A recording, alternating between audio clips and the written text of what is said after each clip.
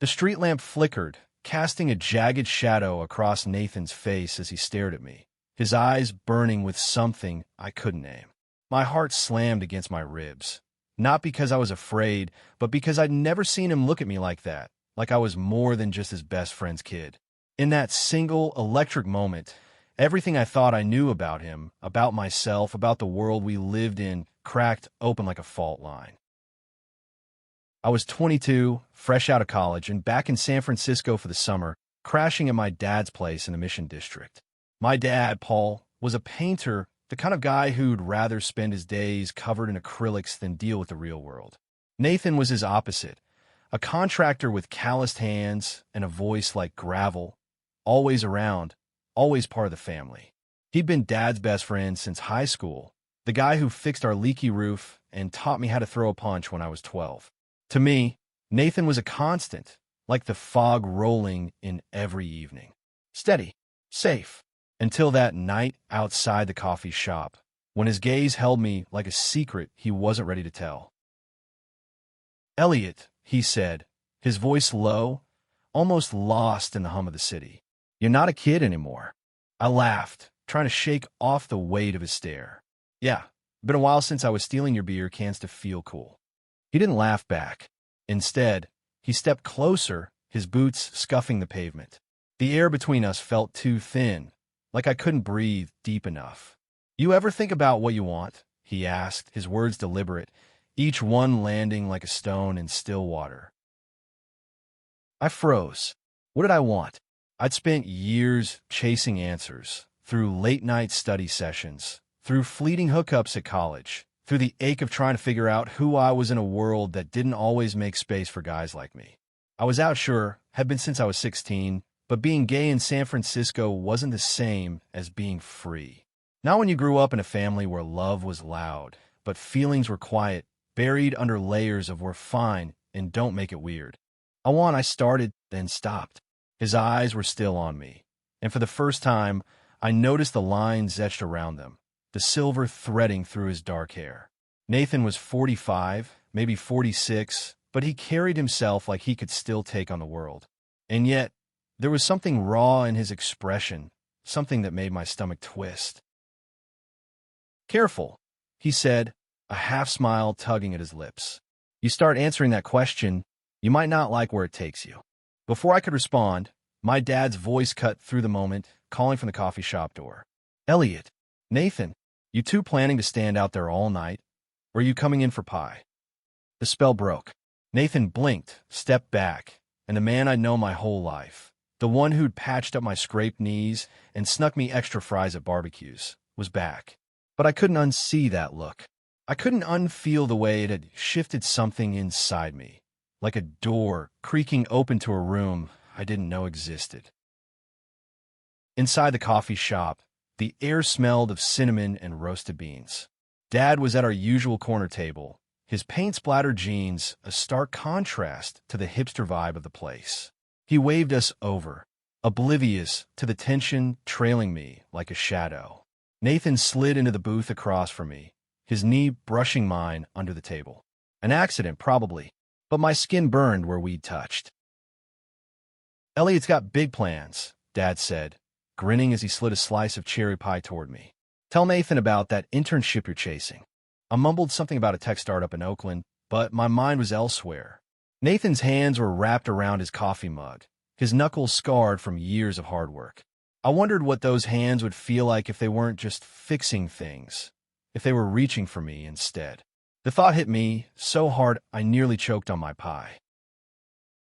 "Sounds like you're going to take over the world, kid," Nathan said, his voice steady but his eyes still carrying that strange, unspoken weight.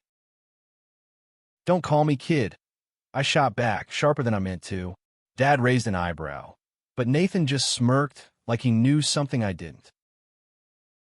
The rest of the night passed in a blur of small talk and laughter, but I couldn't shake the feeling that something had shifted. Nathan was still Nathan, cracking bad jokes, teasing Dad about his latest abstract painting, but every time our eyes met, there was a flicker of something dangerous, something that made me want to lean closer and run away at the same time. When we left the coffee shop, the city was alive with noise. Street musicians strumming guitars, cars honking, the distant pulse of a club's bass line. Nathan walked me to my dad's old pickup, his hands shoved deep in his pockets. "You're okay, right?" he asked, his voice soft but urgent. "Yeah." I lied, my throat tight. "Why wouldn't I be?" He didn't answer, just held my gaze for a beat too long before turning away. As I climbed into the truck, I caught my reflection in the side mirror, wide-eyed, flushed like I'd just run a marathon. I didn't know what was happening, but I knew one thing for sure. Nathan's look had changed me, and there was no going back. That night, I lay awake in my childhood bedroom, the walls still plastered with faded band posters and glow-in-the-dark stars. My phone buzzed with a text from my friend Mia, asking if I wanted to hit up a bar tomorrow. I typed out a quick maybe and tossed the phone aside. My mind was too full of Nathan, his voice, his hands, the way he'd looked at me like I was the only person in the world. I'd always known I was attracted to guys, but this was different. This wasn't some college fling or a crush on a stranger. This was Nathan, the man who'd been there for every major moment of my life. He was family, or as close to it as you could get without blood. And yet, that look, it wasn't familial. It was something else entirely, something that made my chest ache with a mix of fear and want. The next morning, I found him in our backyard, helping Dad fix a sagging fence. His flannel shirt was rolled up to his elbows, his forearms flexing as he hammered a nail into place. I stood there, coffee mug in hand, trying to act normal, but my eyes kept drifting to the way his shoulders moved, the way sweat glistened at the base of his neck. "You gonna stand there all day? Or you gonna help?" Nathan called without looking up. I forced a laugh, setting my mug down. "Didn't know you needed an extra pair of hands." "Always room for you," he said, and there was again, that edge in his voice, that look that made my pulse race. As I grabbed a hammer and joined them, I told myself it was nothing, just my imagination running wild. But deep down, I knew better. That look had cracked something open, and whatever was inside was about to spill out. The hammer felt heavy in my hand, not because of its weight, but because Nathan's presence was a gravitational pull I couldn't escape. Every swing of his arm, every glance he threw my way, felt like a question I wasn't ready to answer. By the time we finished fixing the fence, the sun was high, and my shirt was sticking to my back, but the real heat came from the unspoken thing hanging between us. Dad clapped Nathan on the shoulder, oblivious, as always. "You're a lifesaver, man. Beer's on me tonight." Nathan grinned, but his eyes flicked to me, quick and sharp, like a spark in the dark. "I'll hold you to that, Paul." I busied myself stacking tools, trying to ignore the way my skin prickled under his gaze. Later, as Dad headed inside to shower, Nathan lingered, wiping his hands on a rag. "You're quiet today, Elliot," he said, his voice low enough that it felt like a secret. "Just thinking," I mumbled, avoiding his eyes. "Thinking about you, about that look, about why it's making me feel like I'm falling off a cliff." "About what?" he pressed, stepping closer. The backyard was small, hemmed in by overgrown jasmine and a rickety pergola, but it suddenly felt smaller, like the air itself was closing in. "Nothing important," I said, but my voice cracked, betraying me. He didn't push further, just nodded and tossed the rag onto the workbench. "You know where to find me if you need to talk." I didn't trust myself to respond, so I just nodded back. As he walked away, I caught the scent of sawdust and sweat, and it hit me like a punch, how much I wanted to follow him, to grab his arm and demand to know what that look meant. But I didn't. I stayed rooted, hammer still in hand, my thoughts a tangled mess. That evening, I met Mia at a dive bar in the Castro, hoping the noise and neon would drown out my confusion. The place was packed, rainbow flags draped over the bar, and the air thick with laughter and cheap beer. Mia, with her purple hair and infectious energy, dragged me onto the dance floor, but my heart wasn't in it. "What's with you?" she shouted over the music, her eyes narrowing. "You look like you just saw a ghost." "Not a ghost. I said, forcing a smile. Just weird day. She raised an eyebrow, but didn't push. Instead, she handed me a shot of tequila. To weird days, she toasted, and I downed it, hoping the burn would clear my head. It didn't. By the time I got back home, it was past midnight. The house was quiet. Dad already asleep, but the light in the garage was on. Nathan's motorcycle was parked out front, which meant he was still here. My pulse quickened as I pushed open the garage door and found him tinkering with an old radio, his sleeves rolled up, a smudge of grease on his jaw. Late night, he said without looking up, but there was a warmth in his voice that made my chest tighten. Couldn't sleep, I lied, leaning against the doorway. What's with the radio? Trying to bring it back to life, he said, finally meeting my eyes. There was again, that look heavy and unreadable, like he was seeing straight through me. Some things are worth fixing, you know. I swallowed hard, my mouth dry. Yeah? Like what? He set the screwdriver down, his movements slow, deliberate. Like people, like moments. The air in the garage felt too thick, like I was breathing through a straw. I wanted to ask him what he meant, to demand he explain why he kept looking at me like that, but the words stuck in my throat. Instead, I said, "You're good at fixing things." "Not always," he said, his voice barely above a whisper. "Some things you don't fix. You just let them happen." My heart was pounding so loud, I was sure he could hear it. I took a step closer, then another, until I was close enough to see the flecks of gray in his stubble, the way his jaw tightened. "Nathan," I started, but before I could finish, the garage door creaked open behind me. "Elliot." Dad's voice was groggy, confused. "What are you two doing up?" Nathan stepped back, the moment shattering like glass. "Just fixing this old piece of junk," he said, holding up the radio with a casual grin. "Your kid's keeping me company." Dad chuckled, oblivious. "Don't stay up too late, you two." He shuffled back inside, leaving me and Nathan alone again, but the air felt different now, colder. "I should go," I said, my voice shaky. "Yeah," Nathan agreed, but he didn't move, and neither did I.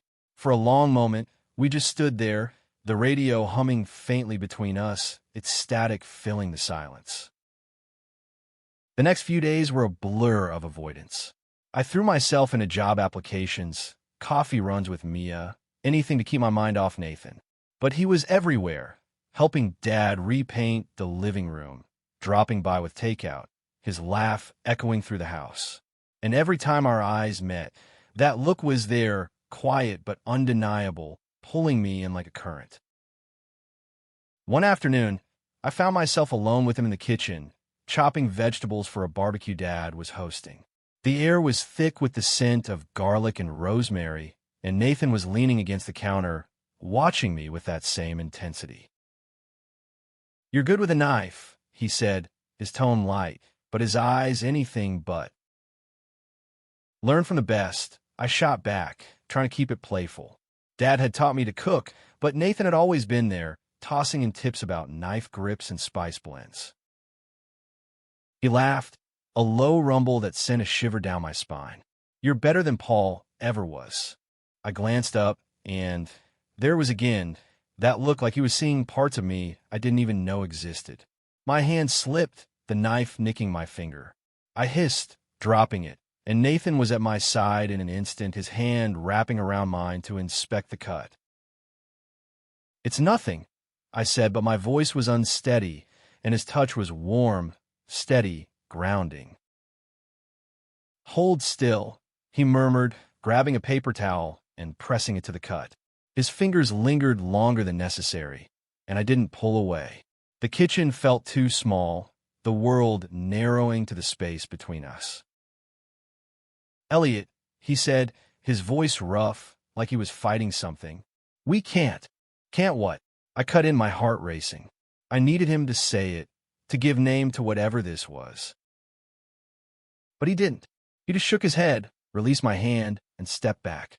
"You're Paul's kid," he said, like it was a mantra, like it could undo the tension coiling between us.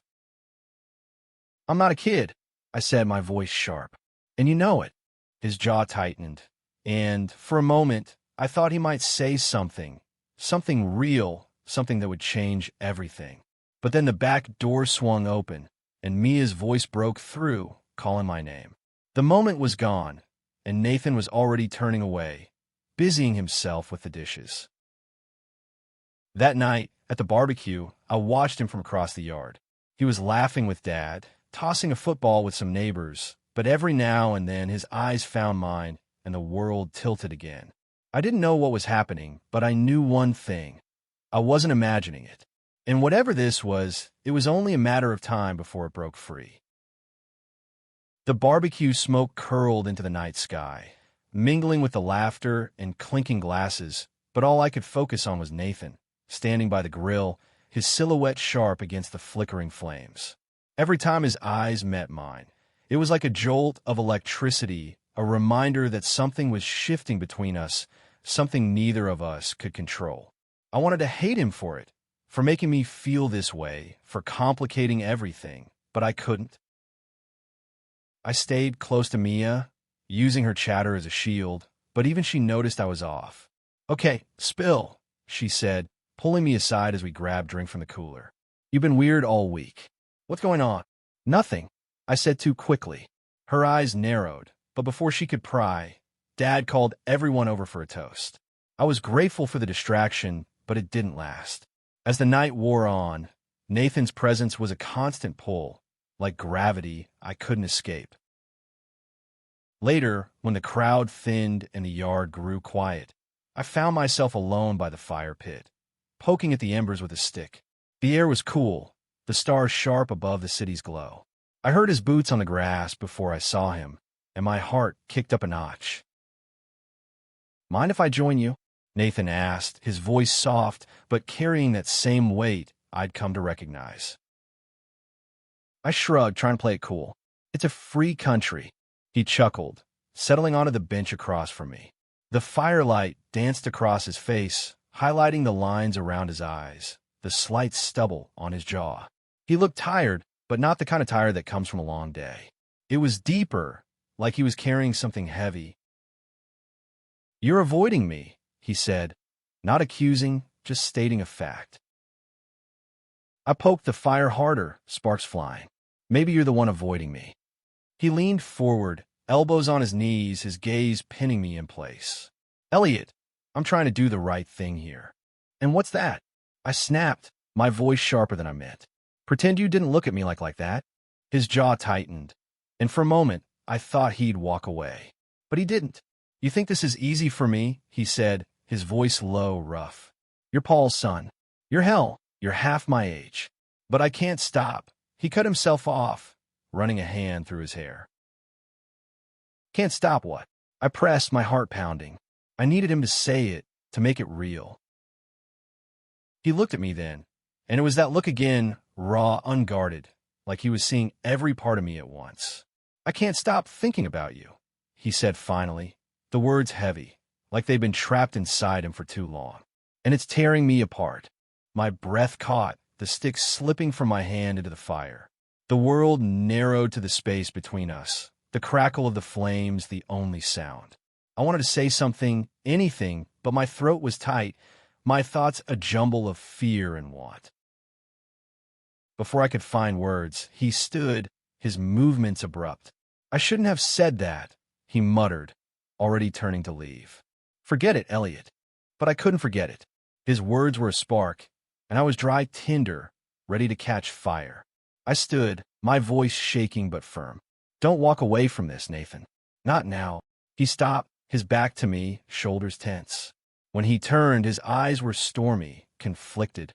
"You don't know what you're asking for," he said, but there was no conviction in it, only a plea.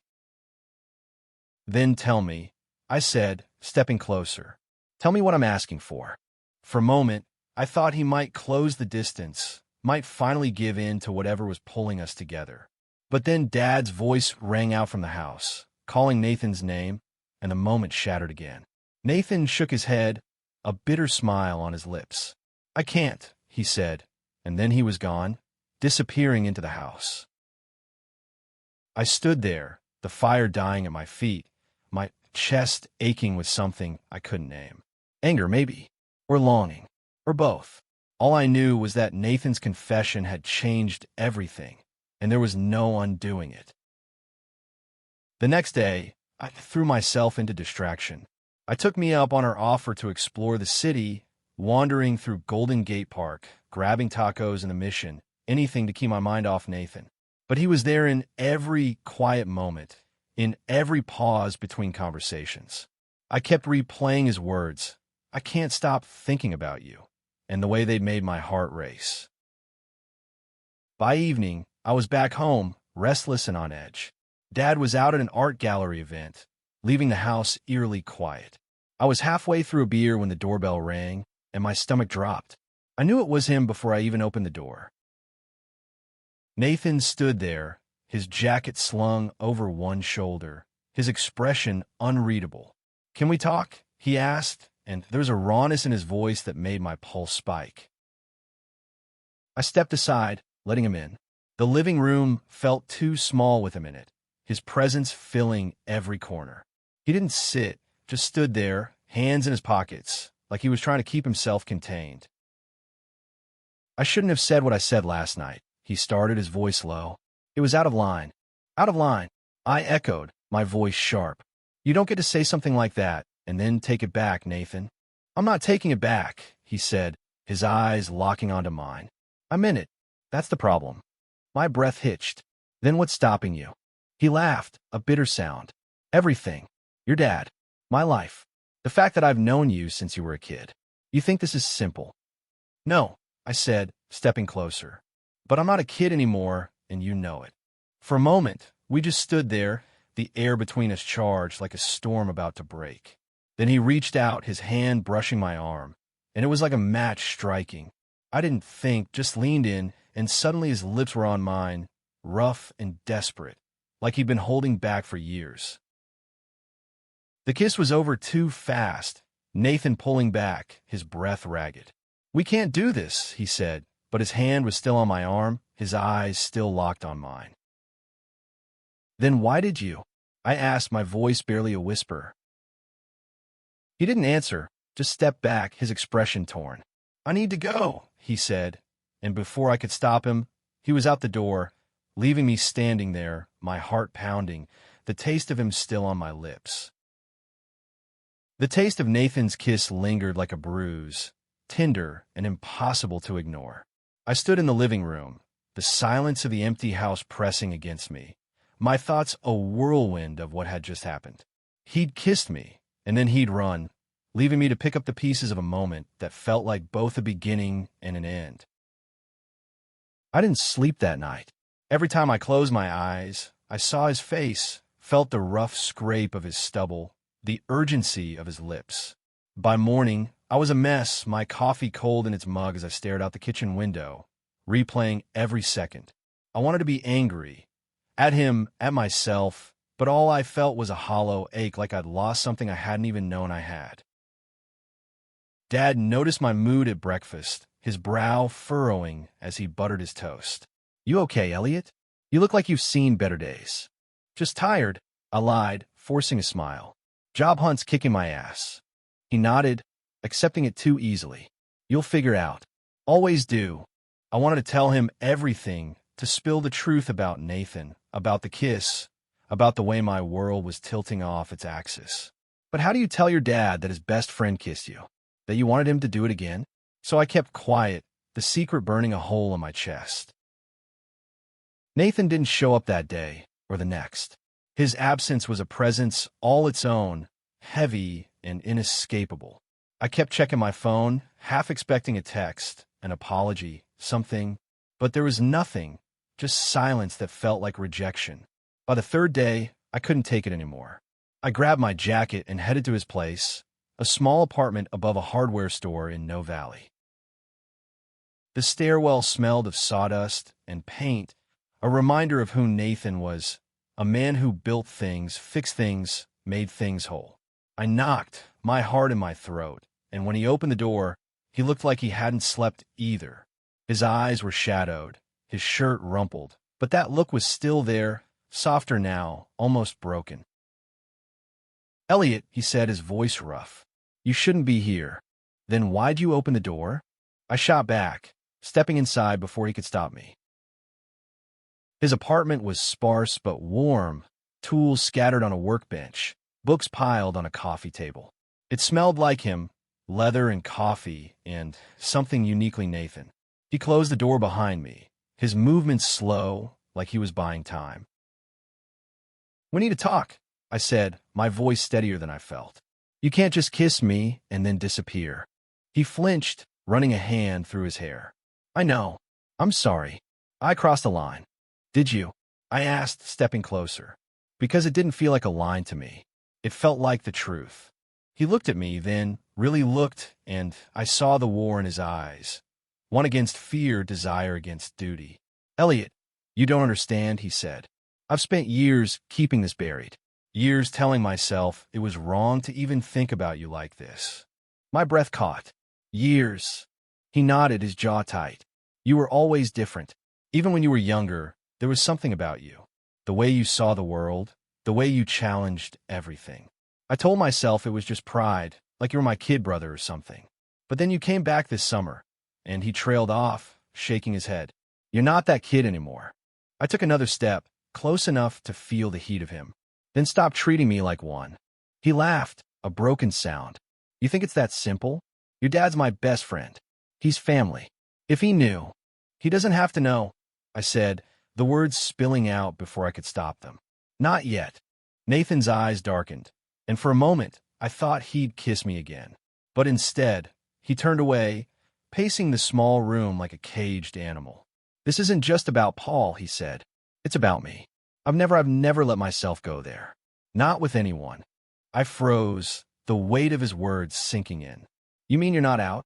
He shook his head, his shoulders slumping. I've spent my whole life avoiding it. Told myself I didn't need to figure it out, that I could just keep going, keep working, keep being the guy everyone expects. But then he looked at me, his eyes raw. You made me want to stop running. My heart was pounding, but I kept my voice steady. Then stop. He closed the distance between us, his hands framing my face, and this time, the kiss was slower, deeper, like he was pouring everything he'd kept hidden into it. I kissed him back, my hands fisting in his shirt, and for a moment, the world made sense. But then he pulled back, his forehead resting against mine. We're playing with fire. Elliot, he whispered, and I don't know if I can handle getting burned. I wanted to tell him it was worth it, that we could figure it out, but the doubt in his eyes stopped me. Instead, I nodded, stepping back, giving him space. I'm not going anywhere, I said. When you're ready, you know where to find me. Leaving his apartment felt like tearing myself in half, but I did it, the cool air hitting my face as I stepped onto the street. The city hummed around me, oblivious to the storm inside me. I didn't know what would happen next, but I knew one thing. Nathan was worth waiting for. The next week was a blur of tension and stolen glances. Nathan started coming around again, helping Dad with projects, but every interaction was charged like we were both holding our breath. Dad noticed nothing, his focus on his latest painting, but Mia wasn't so easily fooled. You're in love, she said one afternoon as we sat in a cafe, her tone half teasing, half serious. I choked on my coffee. What? Don't play dumb, she said, grinning. I know that look. Who is it? I wanted to tell her, to spill everything, but the words wouldn't come. Instead, I shrugged, muttering something about nobody special. She didn't buy it, but she let it go, her eyes promising she'd get the truth eventually. That night, Nathan showed up at the house with a six-pack and a smile that didn't reach his eyes. Dad was out, and the house felt too quiet, too intimate. We sat on the couch, the TV on low, but neither of us was watching. I'm trying, he said suddenly, his voice breaking the silence, to figure this out, to be honest. I turned to him, my heart in my throat. That's all I'm asking. He reached for my hand, his fingers rough but gentle, and for the first time, I felt like we were on the same side, fighting the same battle. But then the front door opened, and Dad's voice called out, and Nathan's hand slipped away, leaving me cold. Dad's voice was like a bucket of ice water, dousing the fragile warmth between Nathan and me. He stood quickly, his hands slipping from mine, and by the time Dad walked into the living room, Nathan was already halfway across the room, grabbing a beer like nothing had happened. I forced a smile, my heart still racing, but the moment was gone, buried under the weight of what we couldn't say. "Long day?" Dad asked, oblivious, as he dropped onto the couch with a groan. "You two look like you're plotting something." Nathan laughed, too loud, too forced. "Just try to convince Elliot to take up carpentry. Kid's got steady hands." I shot him a look, but he avoided my eyes, his focus on Dad. The rest of the night was a tightrope walk, every word careful, every glance calculated. When Nathan left, he didn't look back, and I was left with the sinking feeling that we were running out of time. The next morning, I woke to a text from him, "Meet me at the pier. Noon." No explanation, no context, just those 5 words that felt like a lifeline. I didn't tell Dad where I was going, just grabbed my jacket and headed out, the fog thick over the bay as I made my way to Fisherman's Wharf. Nathan was waiting by the railing, his back to the water, his hands shoved deep in his pockets. The wind tugged at his hair, and for a moment, he looked younger, less burdened. But when he turned to me, his eyes were heavy with something I couldn't read. "I've been thinking," he said, his voice barely carrying over the crash of waves. "About us. About what this means." My stomach twisted, hope and fear tangling together. And he took a deep breath, his gaze fixed on the horizon. "I've spent my whole life playing it safe, never letting myself want what I couldn't have. But you—" He turned to me, his eyes softening. "You make me want to be brave." I stepped closer, the wind cold against my face. "Then be brave, Nathan. For once, just be honest." He reached for me, his hand brushing my cheek, and this time there was no hesitation. His kiss was slow, deliberate, like he was memorizing every second. The world fell away, the tourists, the seagulls, the distant hum of the city, until it was just us, standing on the edge of something terrifying and beautiful. When he pulled back, his forehead rested against mine, his breath warm. "I don't know how to do this," he admitted, "but I want to try. For you." My heart swelled, but before I could respond, a voice cut through the moment. "Elliot." I turned, my blood running cold. Mia stood a few feet away, her eyes wide, her expression a mix of shock and realization. Nathan stepped back, his hand dropping, and I felt the ground shift beneath me. "Mia," I started, but she held up a hand, her gaze flicking between us. "I didn't mean to interrupt," she said, her voice tight. I saw you from the boardwalk." "It's not." I stopped because what could I say? It was exactly what it looked like, and the truth was a weight I wasn't ready to carry. "I should go," Nathan said, his voice low, and before I could stop him, he was walking away, his shoulders hunched against the wind. Mia looked at me, her eyes searching. "Elliot, what's going on?" I wanted to lie, to brush it off, but the words wouldn't come. Instead, I sank onto a bench, my hands shaking. "It's Nathan," I said finally, my voice barely audible. "I think I'm in love with him." Her eyes widened, but she didn't judge, didn't recoil. She just sat beside me, her hand on my arm. "Okay," she said softly. "Talk to me." So I did. I told her everything. The looks, the kiss, the way Nathan made me feel like I was both falling and flying. She listened, her expression shifting from shock to understanding, and when I finished, she squeezed my hand. "This is big," she said, "but you're not alone, okay? Whatever happens, I've got your back." I nodded, grateful but still reeling. Mia's acceptance was a lifeline, but the fear of what came next, of Dad finding out, of Nathan pulling away again, was a shadow I couldn't shake. That night, I found Nathan at the garage again, working on that damn radio like it was the only thing keeping him grounded. He didn't look up when I walked in, but his shoulders tensed like he knew it was me. "Mia saw us," I said, my voice steady despite the storm inside me. "She knows." He froze, the screwdriver slipping from his hand. "What did you tell her?" "The truth," I said, stepping closer. That I'm falling for you. That I don't know how to stop. He turned to me, his eyes raw, vulnerable. Elliot, this could ruin everything.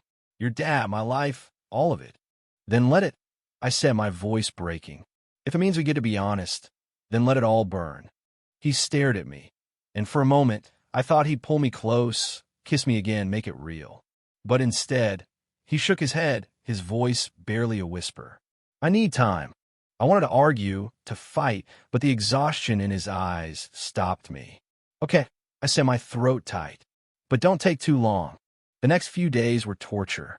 Nathan kept his distance, and I threw myself into routine job applications, runs through the park, anything to keep my mind off the ache in my chest. But every night, I replayed his words, his touch, the way he'd looked at me like I was both his salvation and his downfall. Then, one evening, Dad came home with a strange look in his eyes. He sat me down at the kitchen table, his hands clasped tight. Elliot, he said, his voice careful, is there something you need to tell me? My heart stopped. What? He sighed, rubbing his face. Nathan's been acting strange, and you're not yourself. I'm not blind, son. I wanted to lie, to deflect, but the truth was clawing its way out. Dad, I started, my voice shaking. It's complicated. He looked at me, his eyes searching, and for the first time, I saw not just my dad, but a man who'd lived through his own battles, his own secrets. Whatever it is, he said, you can tell me. Always. I took a deep breath, the weight of the truth pressing against my ribs. It's Nathan, I said, and the world held its breath.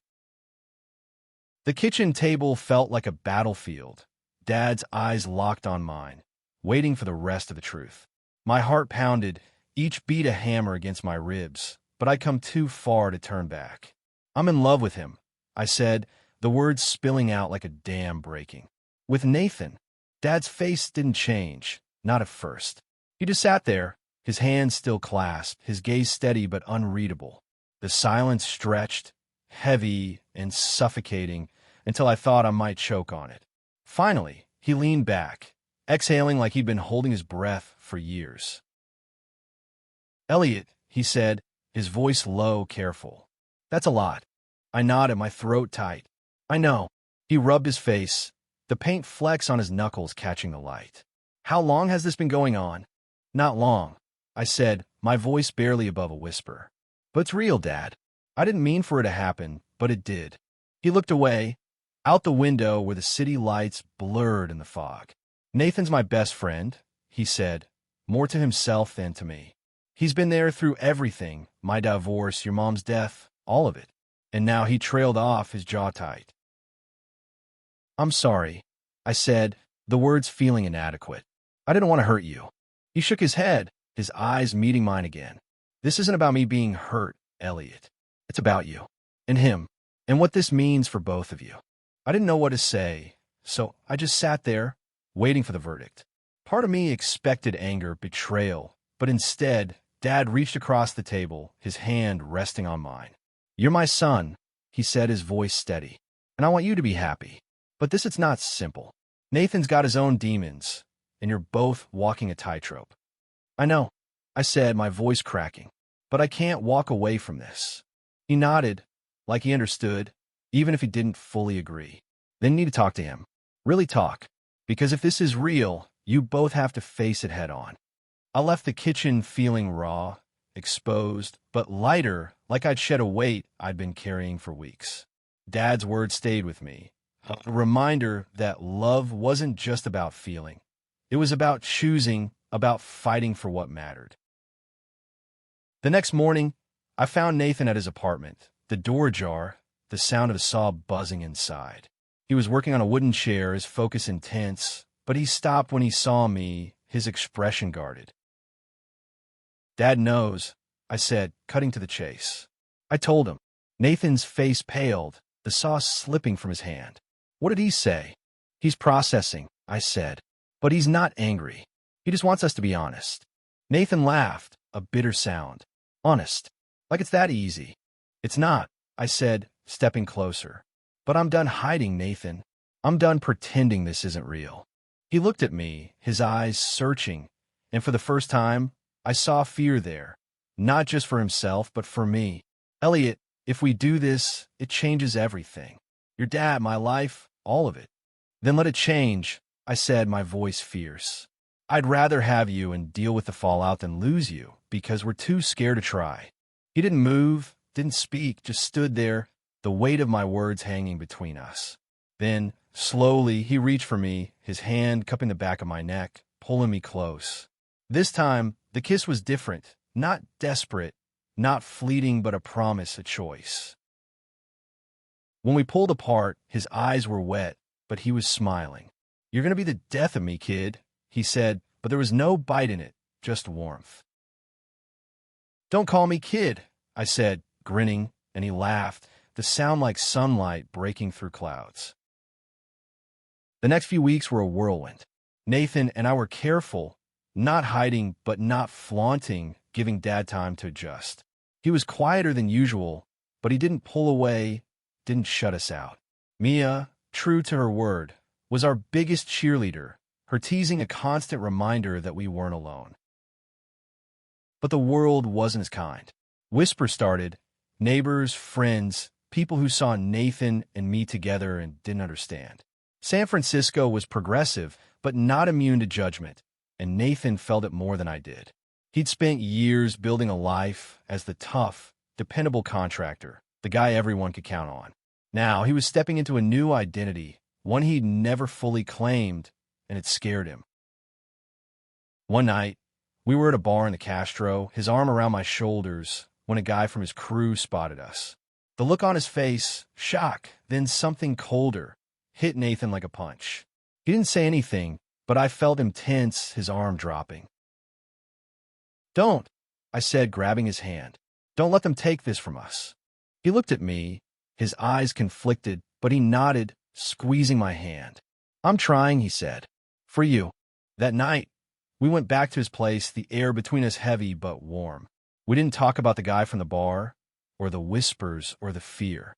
We just held each other, the world outside fading until it was just us, two people choosing to be brave. But bravery came at a cost. The next morning, Nathan got a call from a client, canceling a big job.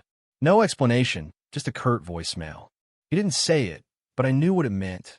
Word was spreading, and not everyone was okay with it. We'll figure it out, I said, my voice fierce. Together. He looked at me, his eyes softening. Together, he echoed, and for the first time, I believed we could make it. But the world had other plans. A week later, Dad called me into the living room, his face grim. There's something you need to see, he said, handing me his phone. It was an email from an old friend of his and Nathan's, someone from their high school days. The words were sharp, accusing, calling Nathan a traitor, a liar, for betraying their friendship. I looked at Dad, my stomach churning. What do we do? He sighed, his eyes tired but resolute. We stand by him, he said, because that's what family does. The email was a gut punch, but it was only the beginning. Over the next few days, Nathan's phone buzzed with more messages, some subtle, some outright cruel. Old clients canceled, friends went silent, and the life he'd built seemed to crack under the weight of who he was becoming. But through it all, he didn't pull away from me. If anything, he leaned in, his hand finding mine in the quiet moments, his eyes steady even when his voice wasn't. Dad's words, "We stand by him," became our anchor. He didn't pretend it was easy, didn't act like the world's judgment didn't sting, but he was there, cooking dinner with us, cracking jokes, making space for Nathan to be himself. It wasn't perfect, but it was real, and it gave me hope that we could weather this storm. One evening, Nathan and I sat on the roof of his apartment, the city sprawling below us, a tapestry of lights and shadows. The air was cool, the stars faint against the urban glow, and for the first time in days, we were alone, no interruptions, no judgment. I'm scared, he admitted, his voice barely above a whisper. Not of you, or us, but of losing everything else. I reached for his hand, my fingers threading through his. You won't lose me, I said, and you won't lose Dad. The rest we'll figure it out. He looked at me, his eyes reflecting the city lights, and I saw the man I'd always known, strong, steady, but also someone new, someone who was finally letting himself feel. "You make it sound so easy," he said, a small smile tugging at his lips. "It's not," I said, squeezing his hand, "but it's worth it." He leaned in, kissing me softly, and it felt like a vow, not just to each other, but to the life we were trying to build. The world wasn't kind, but in that moment, we were enough. The next week, Nathan got a call from a new client, a queer-owned business looking for a contractor. It wasn't a big job, but it was a start, a reminder that not everyone would turn away. Mia threw a small party to celebrate, dragging us to her favorite bar, where we danced under rainbow lights, Nathan's arm around me, his laugh louder than I'd ever heard it. Dad showed up too, a little awkward, but trying, his presence a quiet promise that he was with us. When Nathan pulled him into a hug, I saw Dad's shoulders relax, the weight of years of friendship settling into something new, something stronger. The whispers didn't stop, and the world didn't magically fix itself, but we found our footing. Nathan started being open about who he was, not just with me, but with the world, and I watched him grow into it like a man stepping into sunlight after years in the dark. I got the internship in Oakland, and Nathan was there, cheering me on, his pride brighter than any judgment.